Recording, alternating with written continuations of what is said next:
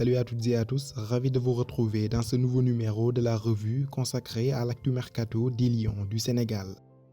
Malgré un prêt assez convaincant à West Bromwich Albion où il avait inscrit 3 buts et délivré 2 passes décisives en 15 matchs lors de la seconde moitié de la saison 2020-2021 de Première Ligue, Mbaye Diagne n'a malheureusement pas pu aider son club à se maintenir au sein de l'élite du football anglais. Initialement, l'international sénégalais devait retourner à Galatasaray à l'issue de son prêt en fin de saison, mais il pourrait finalement rester en Angleterre. En effet, son court passage chez les Baggies a marqué les esprits et lui vale de nombreuses convoitises en Première Ligue anglaise. Selon les informations relayées par le site wewsport.com, l'ancien joueur de Kassim Pacha serait convoité par Wolverhampton, Crystal Palace de son compatriote Cheikhou Kouyaté et Watford fraîchement promu en première division. Son indemnité de transfert est estimée à 8 millions d'euros. On suivra pour vous l'évolution de ce dossier.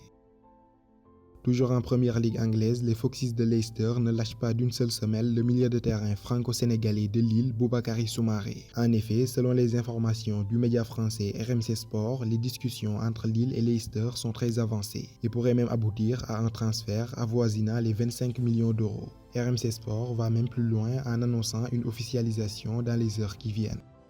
Sans club depuis la fin de son aventure avec Neuchâtel Xamax en première division suisse, Diafra Sakho a pris une destination pour le moins surprenante. L'ancien joueur de West Ham United et du Stade Rennais a pris tout le monde à contre-pied en signant en Djibouti avec un club dénommé AS Arta Solar. Cette ambitieuse formation d'Afrique de l'Est a d'ailleurs bouclé les venues de l'ancien joueur d'Arsenal Alexandre Song et de l'ex-défenseur camerounais de Galatasaray Dani Nounke. Le 17 avril dernier, c'était au tour du légendaire gardien camerounais Carlos Idriss Kameni de signer en faveur du club. Avec cette cascade de grands noms, le 11 de l'Arta Solar aura bientôt fière allure et pourrait pourquoi pas aspirer à jouer les grands rôles dans les compétitions interclubs africains dans les années qui viennent.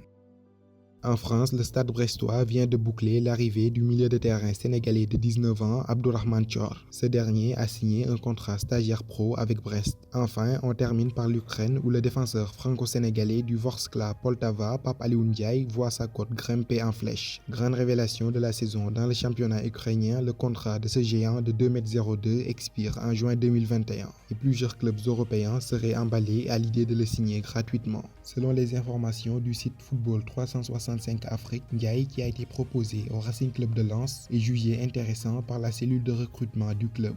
Le jeune défenseur de 23 ans est aussi suivi par Lille, le Sporting de Braga et le club turc du Beşiktaş Istanbul, qu'il a d'ailleurs supervisé il y a quelques mois, affaire à suivre. C'est ainsi que prend fin ce journal consacré à l'actu mercato des Lions du Sénégal. Rendez-vous à très bientôt pour de nouveaux numéros. D'ici là, portez-vous bien et n'oubliez pas de vous abonner à Footgalsen 10 pour ne rien rater de l'actualité du football sénégalais. À bientôt.